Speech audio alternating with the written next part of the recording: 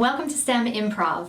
Improv is short for improvisation, which is when you do or create something that you haven't planned beforehand. Many musicians, comedians, and actors use improv exercises to get their creativity flowing and open their mind to new and unexpected ideas. The real focus of improv is to practice creating something without judging your ideas too much as you come up with them.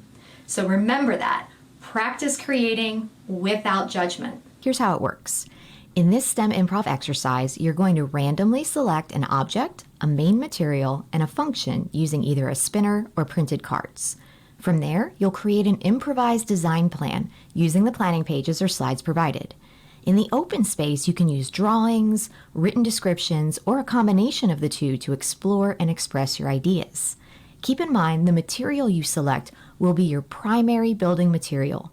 You may supplement or adapt the material in your plans, but the main material should remain the main material. A couple of things to know.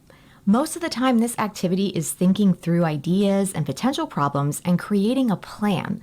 You most likely won't actually build prototypes for these designs, so you can really let your imagination run wild.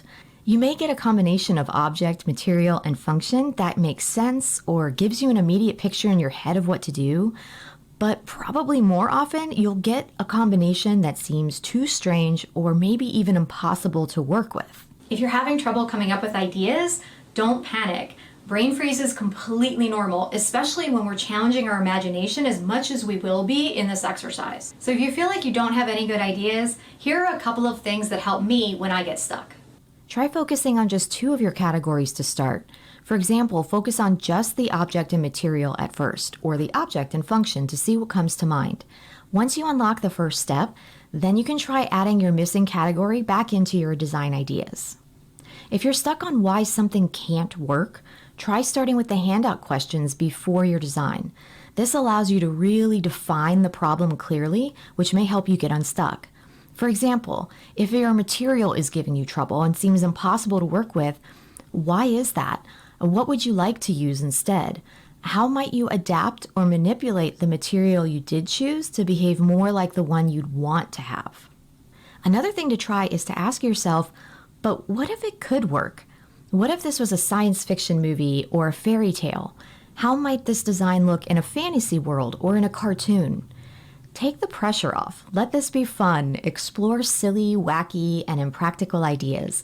Let your brain live and breathe in a fictional space while you create. STEM improv is not always going to result in a realistic or workable design, and that's okay. We're here to practice getting into the flow of an open mind, imagination, and creativity, and to learn to be the boss of our own brains. That can all be really hard to do, which is why it takes practice. Practice makes progress. So what are you waiting for? Let's get to it. It's your turn to try STEM Improv.